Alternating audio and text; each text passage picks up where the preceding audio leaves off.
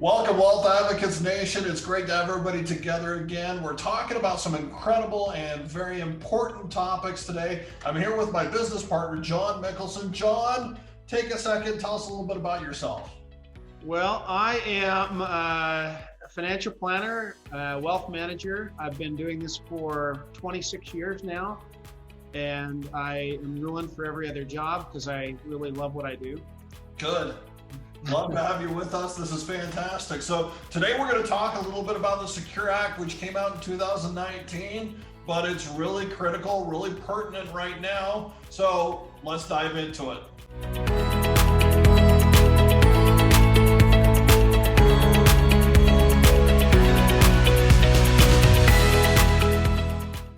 Okay, John, let's talk about the Secure Act of 2019 and really how it applies to 2020. So I think today our conversation is really going to just a look back at what it used to be and then a look forward of how it impacts us, because there's been lots of changes in the Secure Act.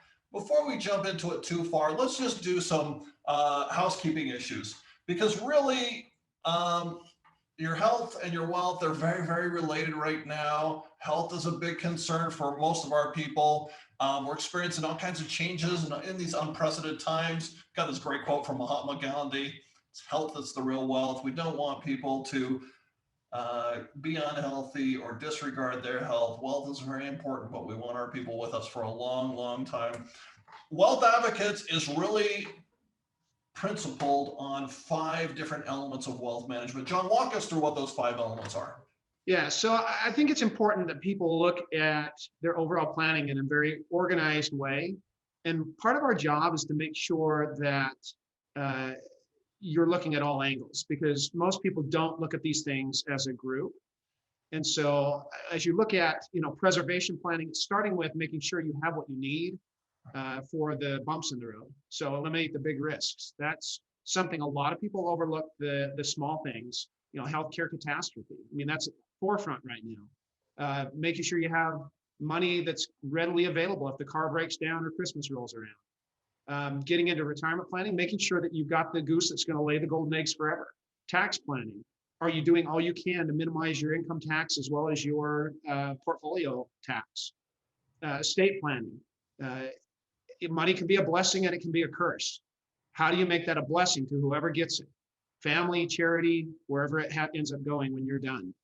And lastly, investment planning, just making sure you have the right money for the right time frames. You don't invest long-term money as short-term money as aggressively as you would long-term money. So those are just kind of 5 areas that we want to make sure that you're really thinking through and addressing appropriately. So that's perfect. So as a comprehensive wealth management firm, Wealth Advocates focuses on these 5 principles. In the Secure Act, the topic of today's conversation, we're really going to be diving into that retirement planning, the tax planning, the estate plan, critical elements in it. The Secure Act, what a funny acronym, the Setting Every Community Up for Retirement Enhancement Act. So it's probably one of the largest and most comprehensive reforms of retirement planning, maybe in 30 years. Well, in our slide we say in 10 years, but it's really significant. We're going to talk about a whole bunch of different things, including age changes that are pertinent to our clients. We're going to talk about changes in inheriting assets, and all of these impact our clients in very different ways, whether you are in retirement and these are actually tactically impacting you, or you're planning for retirement.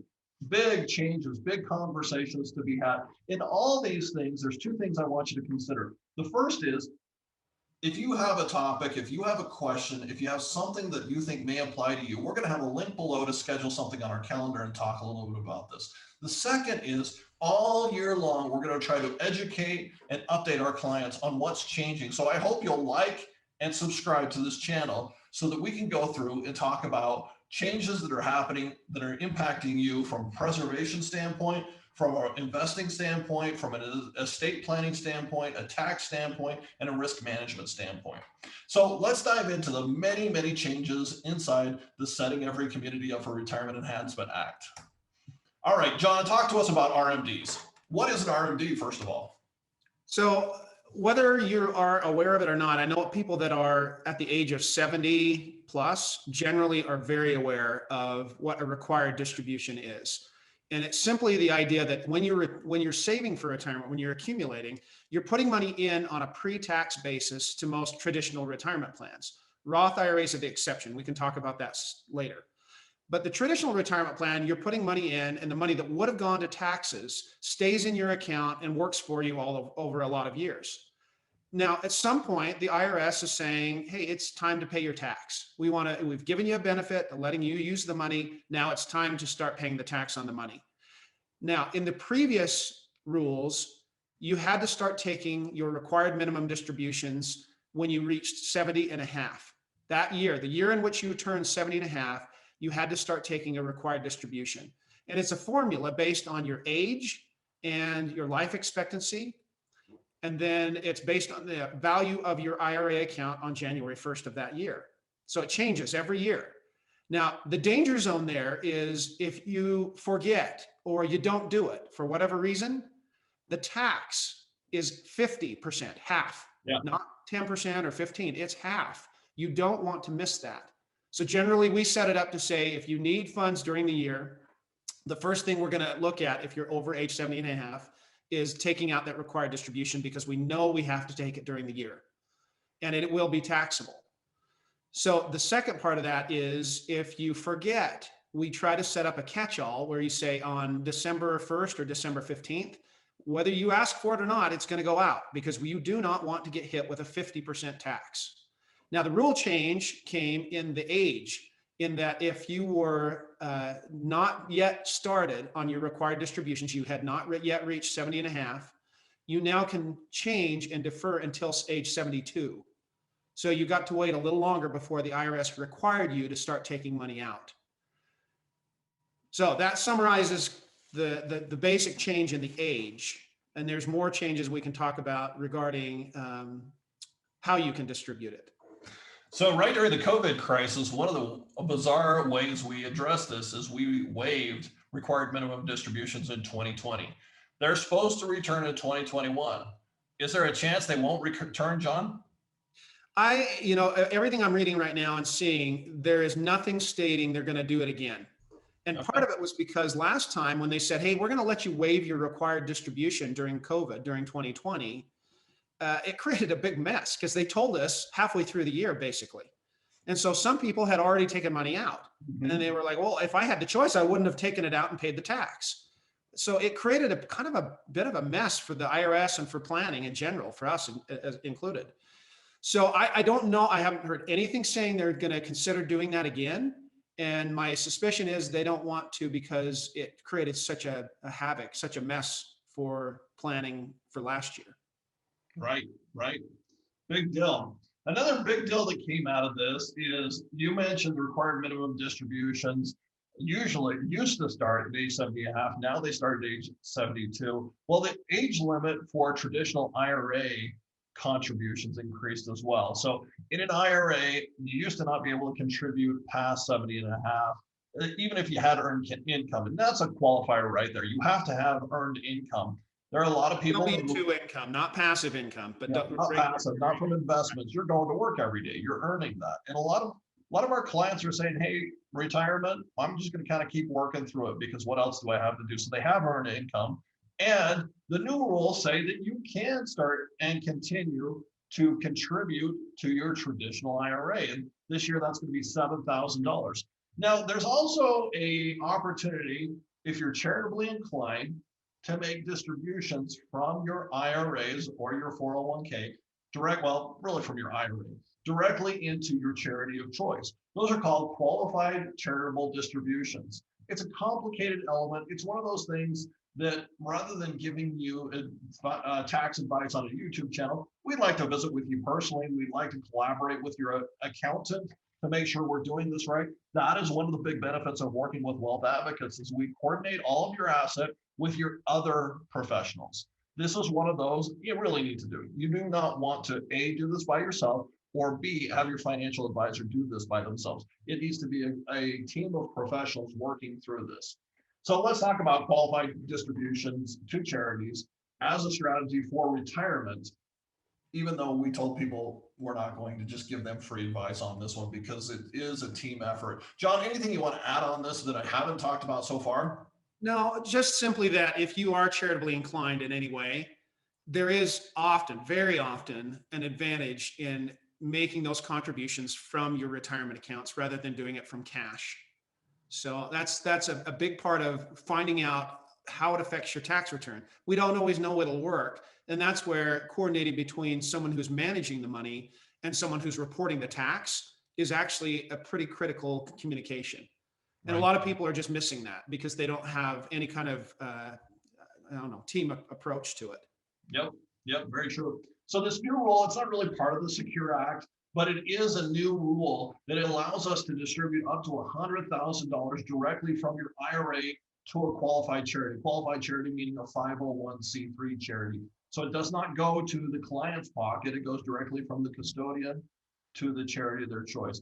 It used to have to stop at age 70 and a half. Now it can go beyond that. There's not really an age restriction anymore. So what happens is, let's functionally say that our required minimum distribution every year was $100,000. We could take it all the way up to that limit from the IRA directly to the charity, and that way we just don't have any taxable income that year. Again, as John suggested, we got to work with your accountant on this. We want to work with you on this. It's a whole team approach. Let's talk about 529 rule. Boy, those changed a lot in 2019. Anything you want to add on this one, John? Um, no, what I was going to mention was on that required distribution to charity. Uh-huh. I have a case right now where I have someone that wants to give,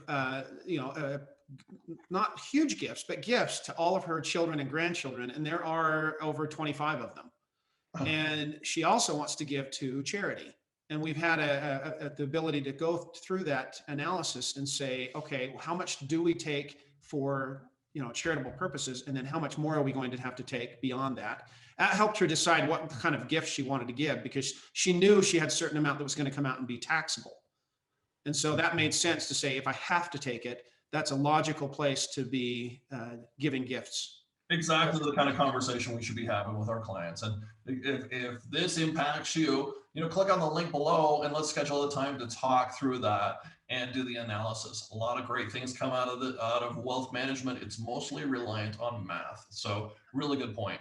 On the 529, the Secure Act also changed 529 rules where you can use up to $10,000 of 529 plans to pay off loan repayments for qualified student loans. That's a very big change. So we can tap into those 529 plans for you, for your kids, for your grandkids to help on those loan repayments. Loan repayments, I'd actually wait on this one. Don't you think, John? Maybe toward the third or fourth quarter, because it's such a hot topic right now in Washington, D.C. Yeah. Yeah. And the other thing to keep in mind is, remember that on a 529 account, you as the contributor to the account maintain control. And so when a student goes out, and I have clients that say, I want my kids to have the responsibility to go out and work through getting through school, and including when necessary, get the student loans. And at the end, they like the idea of using the 529 accounts for loan forgiveness. And so it gives you power to kind of help them, pay the price up front, but then help them out when they leave and not be burdened. Mm-hmm. I think that's a great strategy for trying to say, hey, I don't want to kill their drive and their momentum, but I also don't want to make it so easy that they don't feel like they contributed something. They have skin in the game. So I think in 529 accounts, the other thing to keep in mind is that you can move that 529 money from one child or one grandchild to another.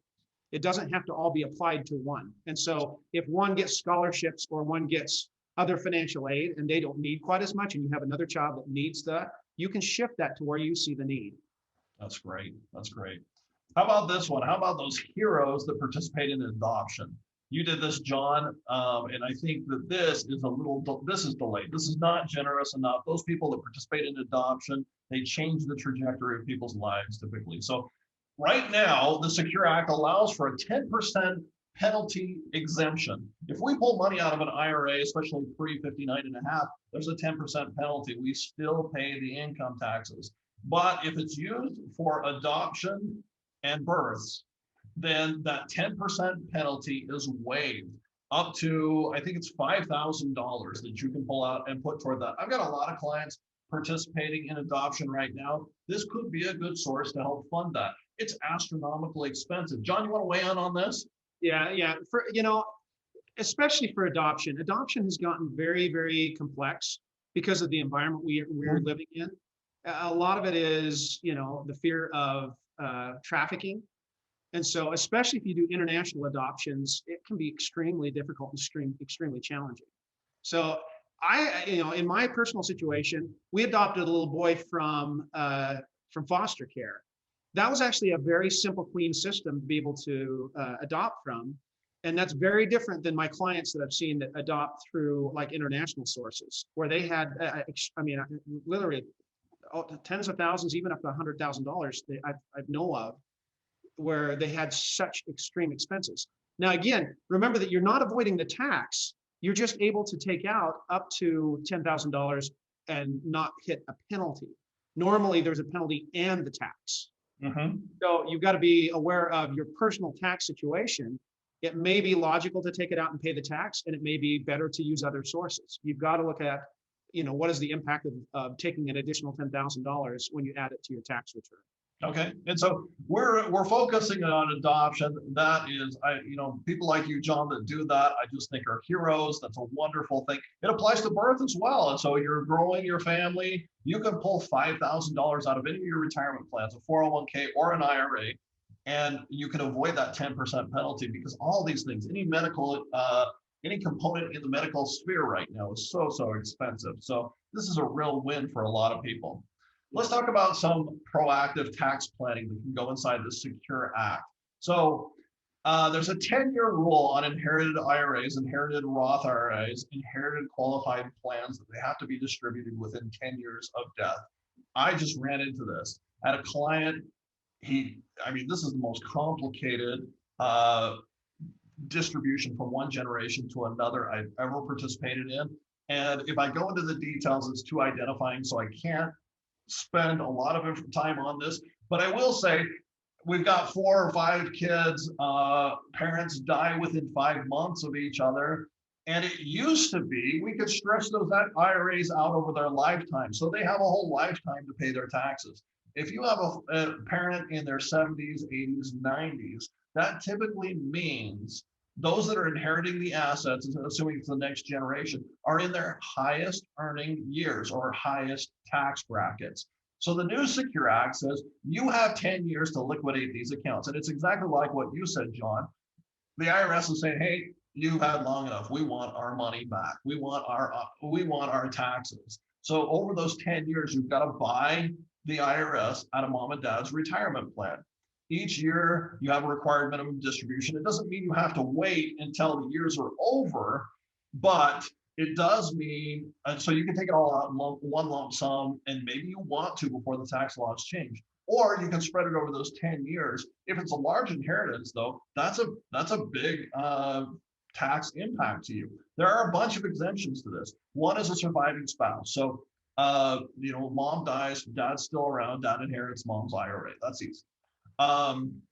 If the next generation that are inheriting it, if it's children, if it's just children, not grandchildren, if they inherit it under the age of majority, which is 18, then they don't have to pay the taxes. If there's disability involved, if one's chronically ill, that's an exemption as well.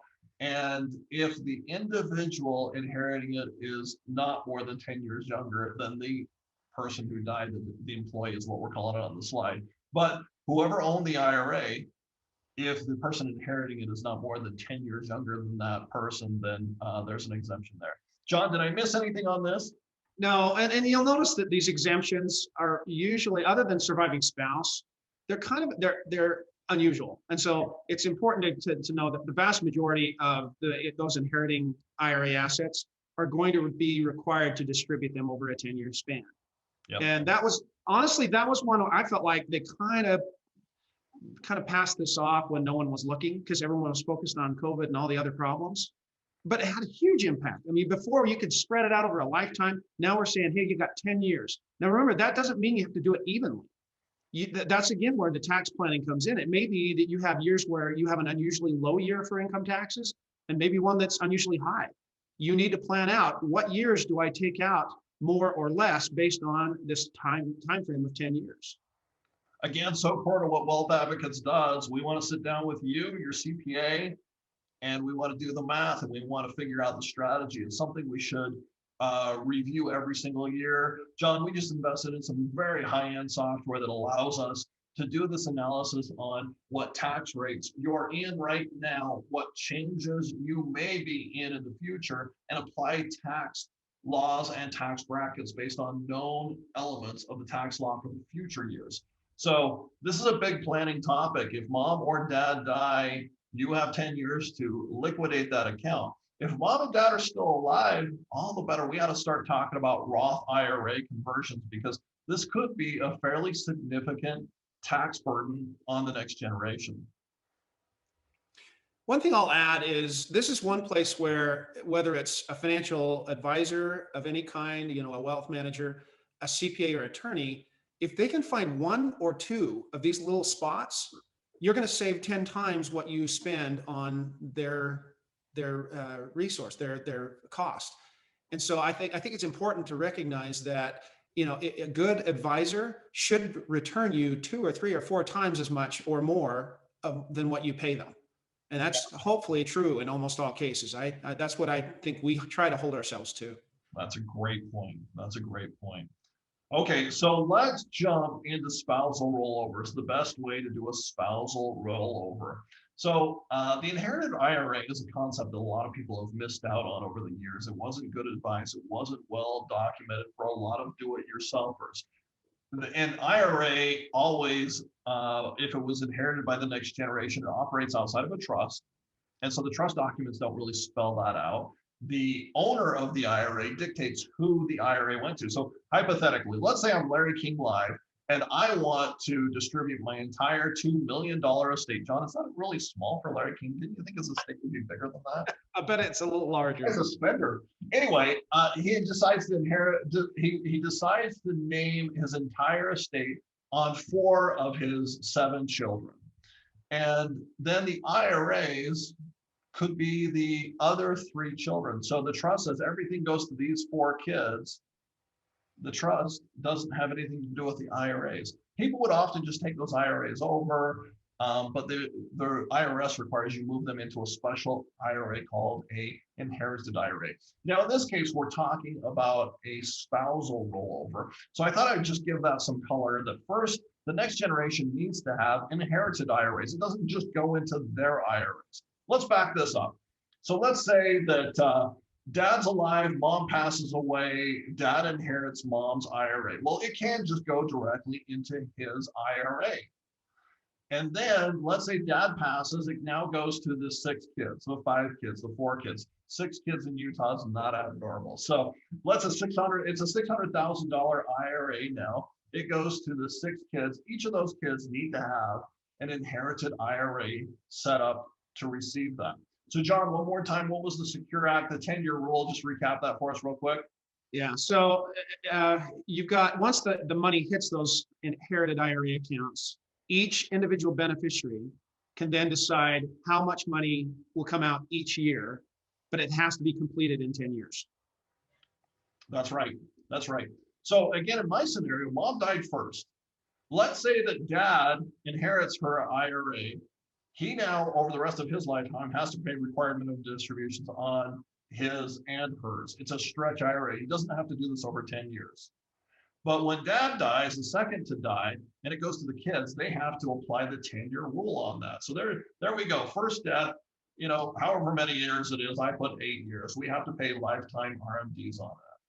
Second death goes to the next generation, specifically to the kids. That's when the 10-year rule starts to apply. So one opportunity for tax planning is, instead of the deceased spouse, we can do a smaller portion, maybe with one of the IRAs. The kids are the inheritor of it. So they do get, let's say mom had $100,000 in her IRA, dad has $500,000 in his IRA, mom passes first. So the kids, I need to reduce the kids to 5 so I can do the math faster. All 5 of the kids on her $100,000 IRA, they inherit $20,000. Now over the next 10 years, I only have to pay taxes on the amount I pull out over that period of time and liquidate the $20,000 over that 10-year period. 10 years later, 5 years later, actually this next slide says it better. 5 years later, dad dies. Now the $500,000, each of the kids inherit $100,000. They have to pay the taxes on that. You can split it so the kids get half of it right up front and the spouse gets half.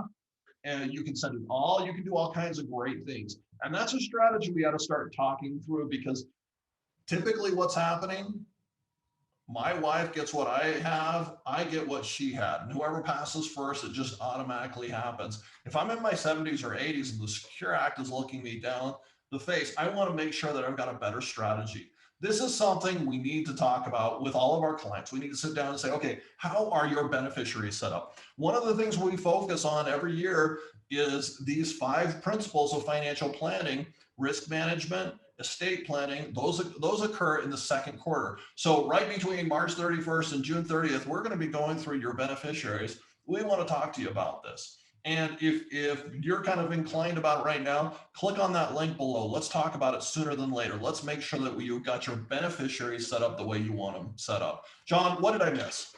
Nothing other than I'll reemphasize the idea that, you hear people all the time, at least in my world, talk about how important it is to have your beneficiaries designated properly.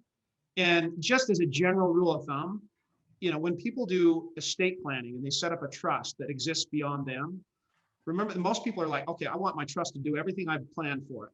Well, the one place where you generally don't use your trust, and you can set it up to do it, but most people don't, is for the retirement plans. You don't want your trust to be the recipient of your retirement plan, because that's a taxable event. You've then, passed the opportunity to take advantage of this 10-year payout. So the general rule of thumb is your trust should control and own everything except retirement accounts.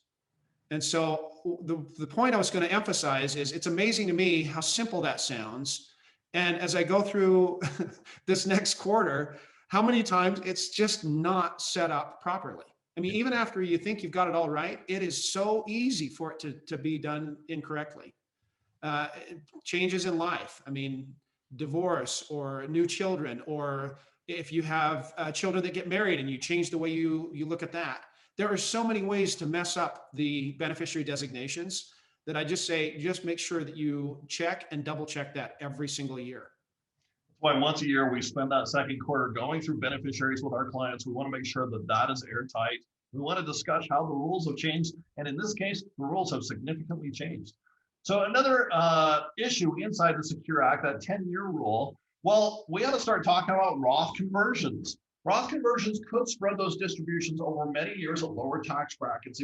If you understand the 2018-2017 Trump tax cuts, what ended up happening is there were more tax brackets. There were wider bands between those tax brackets. You had larger standard distribution. The net result on all that is you typically had lower taxes. Some of my people come to me and they're just astounded at how much they have to pay in taxes. And they think that these tax brackets didn't apply to them, these tax breaks, I should say. And we'll go through, John, I mentioned earlier, we invested in some software so we could be more proactive in the tax planning and help our CPA partners in their analysis, because they have so much to do right now. Well, we invested in the software, and it's amazing the delta between what people think they pay in taxes right now and what they really pay in taxes right now. I have some clients that should be in the 22, 24, 28, 32% tax brackets that are really in the 10, the 15, maybe the 18. And if those are your kind of numbers, it's probably time to start talking about tax bracket management, and not just your tax bracket management. Start thinking about your family unit. And I love a good patriot, but paying too much taxes is a little too patriotic. So as we think about who's going to inherit those funds, let's do broader tax planning than just right here, right now, this year. Let's play the long game. Let's look at your lifetime taxes. Let's look at your kids' taxes and inheritance. And the principle we're operating on here is just this. Do you think your taxes are going to go up in the future, or they're going to go down in the future? And if you say down in the future, I'm not really suited to do therapy here. You can't borrow out $7 trillion for stimulus spending and expect the taxes to go down. They have to go up. And so let's figure out what's the best this year tax strategy, what's the best lifetime tax strategy, what's the best multi-generational tax strategy. And that's kind of what we're talking about in these slides. Should I leave my beneficiary a traditional IRA or a Roth IRA? What's conventional wisdom on this, John? Well, the idea is when should you pay the tax? So keep in mind that when you look at a traditional IRA or a 401k, 403b, whatever retirement plan you look at, the traditional side, and I alluded to this earlier, it's like saying, hey, I've earned $1. If I take it home, how much do I take home? 80 cents, 70 cents. I mean, that's where your taxes that are withheld play into it. And so you're saying, okay, if I put the dollar in the retirement plan, the traditional side, I keep the whole dollar. Now, it's in the future, I will have to pay the tax, but I've had the use of the 20 or 30 cents that would have disappeared. Now, the question is if I do the opposite, that's called a Roth IRA.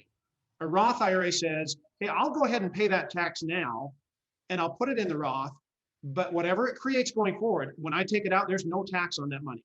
So if you lined up a traditional retirement account and a Roth account, and you said, hey, I'm going to put my money in, pay the tax now or pay it later, I have the same investments.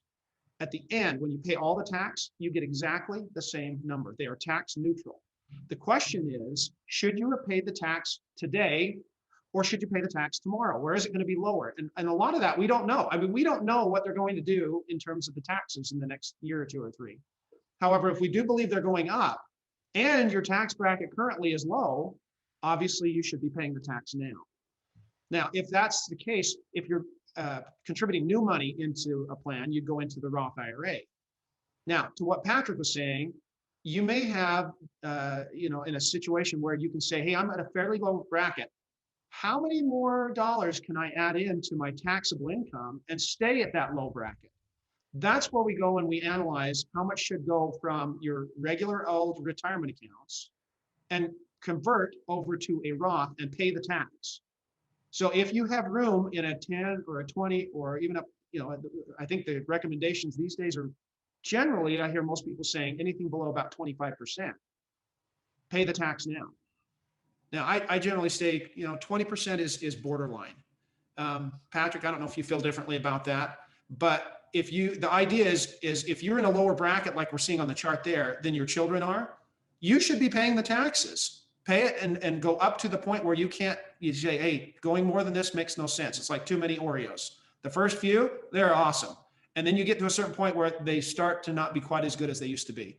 It's the same thing in taxes. At some point you say, hey, the pain is too much, stop. But if you can pay it at a low enough bracket, think of your IRA as it's a house with a mortgage on it. Who's the mortgage? The government, the taxes. So the question is, can you pay that mortgage off at a 20% rate or lower instead of a 30 or 40% rate? That's the whole principle behind, when do we make the conversion? And if your children are going to be the ones that have the lower brackets, keep it in there as long as you can. Let them pay the tax at some point in the future. Here's probably the most beneficial slide of the entire discussion today. So let me color it before we jump in here. Here's the background. So your marginal tax rate is something. So it could be as high as 35, 39 is what it's going to go up to. Then your marginal tax bracket for your beneficiaries. Those are the conversations we're looking for. So let's look at this. So today, this is supposed to sunset in 2026, but in 2021, if you're married filing jointly, you can see you've got a 10%, a 12%, a 22%, a 24%, a 32%, a 35%, and a 37%. That's that middle column I'm referring to. What happens in 2026 according to the information we know? Let me just throw a big asterisk in there and say things are changing fast right now. But according to the tax rules right now, that 22, that 24%, that 32%, those go away. So look at this. We go 10, we get rid of the 12, we jump directly to 15, we get rid of the 22, we jump to 25, then to 28, then to 33. What used to be the 24% tax bracket suddenly became the bottom of the 33% tax bracket. A third of everything you earned just went to the federal tax. And that didn't even take into consideration state. There's a very fast point in here where you can pay more in taxes than you keep in your pocket. And so thinking ahead is so critical right now. We have a good, let's call it 5 years, based on the existing knowledge as of this recording, to do some tax planning and get things better set up. So I think those are things we got to talk about. We're going to do another recording on tax change proposals. And boy, that's eye-opening. So I'll add in with what Patrick said is, yeah. Most of you are probably either finishing your 2020 tax return or getting close.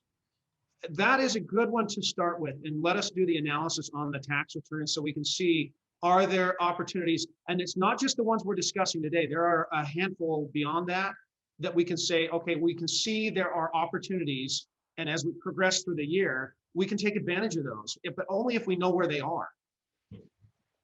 And again, I've mentioned twice already how we want to help people in their tax planning, and we've invested pretty heavily in that. And we feel like, we look at the tax the same way the accountant does, but on opposite ends of the coin. And so factors, you take that column graph I just showed, the factors in a Roth conversion, we're going to be looking at the following: tax rate differentials. What about the year in conversion versus the year of withdrawal? We're going to look at, do you have outside funds to pay that liability? Because you can't come to the table and say, I need to pull out $100,000 to convert $80,000. That doesn't work. It has to be funds in your pocket right now.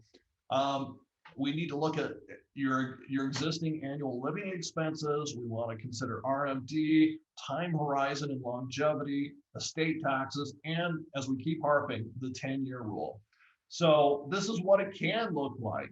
The red is the future 2026 tax code, and the black is the present day tax code. And so there's that sweet spot. John, I actually feel like the 24% bracket is our sweet spot because it's going away. You can see the upper end of the 24% being the bottom end of the 33% in 2026 going forward. So I want to maximize as much as I can going forward.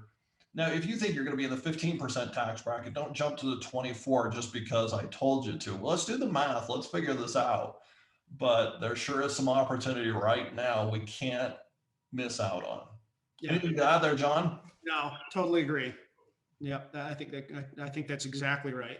So here's some takeaways. Tax brackets, they could rise. I'm suggesting they absolutely will. That's not true. They could rise. There's a lot of suggestion, but it's just a could. And your account values, because I think we're going to have a ton of volatility in 2021.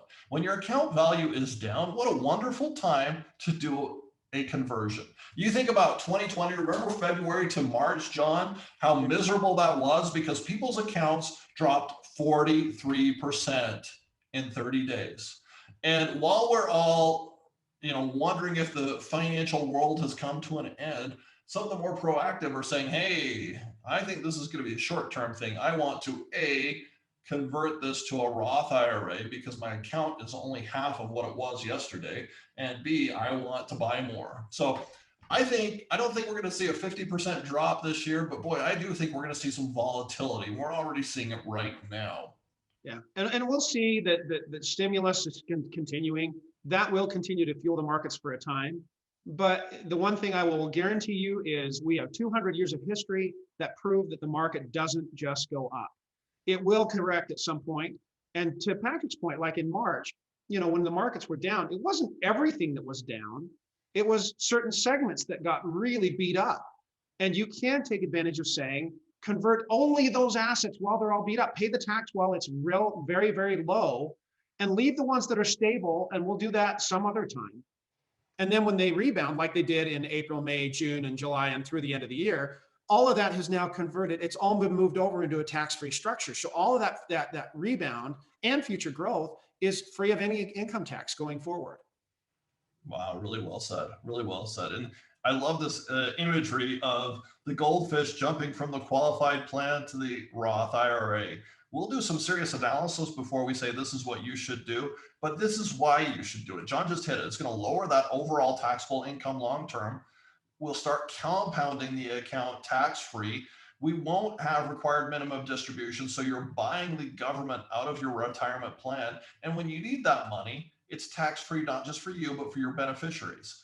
So family tax bracket management is the new watchword inside of tax planning.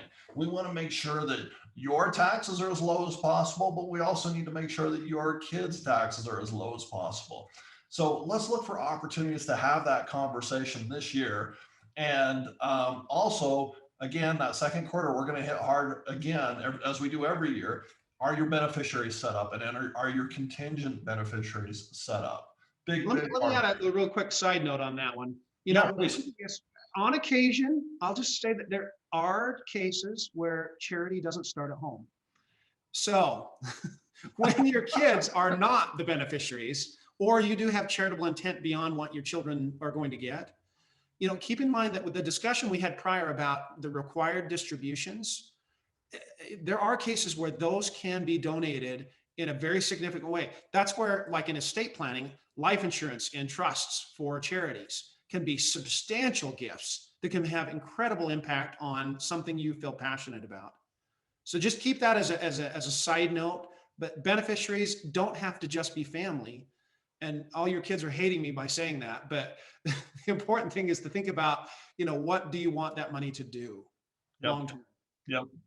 And I've said this a couple times here, but we take a team approach. We want to work with your CPA, your tax preparer. We want to work with your attorney. We want to work with all the professionals that manage your estate. Estate management is a lot more complicated than people give credit to. They're doing it themselves, and that's okay if you speak legalese and CPAs and the investment Ds, but most people don't. Most people do what they do. They want to have a personal life. They want to have relationships with their family.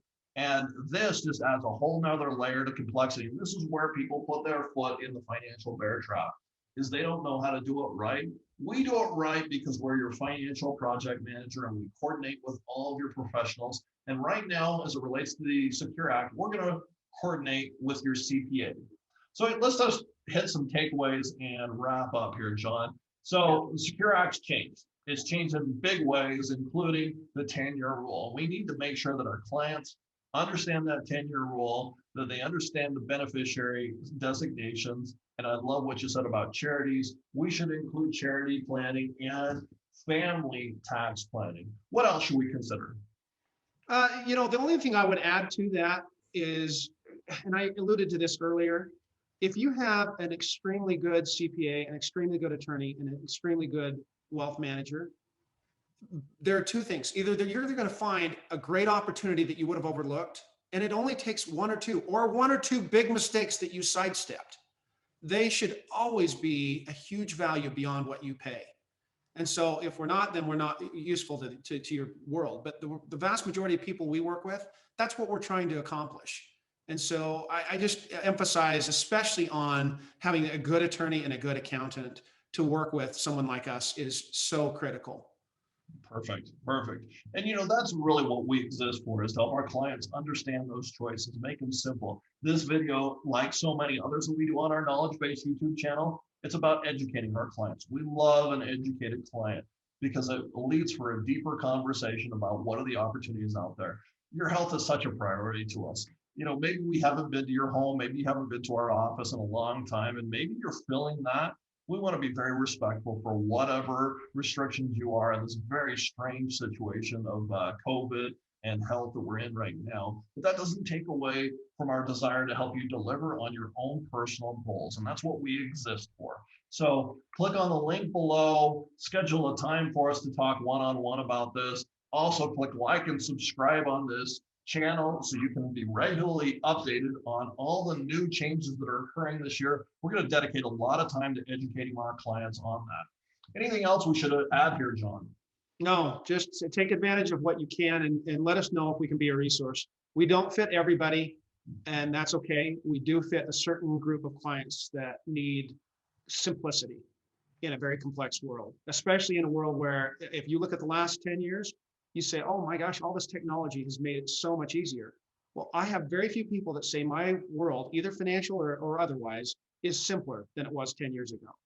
If that's true of you, that's where we fit. Okay. All right, John, what else? Anything else we should cover today? No, I wanted to just wrap up by saying we appreciate your time in thinking about these things. The fact that you're taking time to listen and try to learn is a sign that you do have, problems and concerns that matter. And they do have long-term impact, not just for you and your personal situation, but for a long time to come. And that's what we're trying to accomplish, is to make sure that we're taking advantage of everything we can. That's awesome. I'm Patrick Jenkins. John Mickelson, thanks for joining us. We're Wealth Advocates. It's a pleasure to be able to work with you.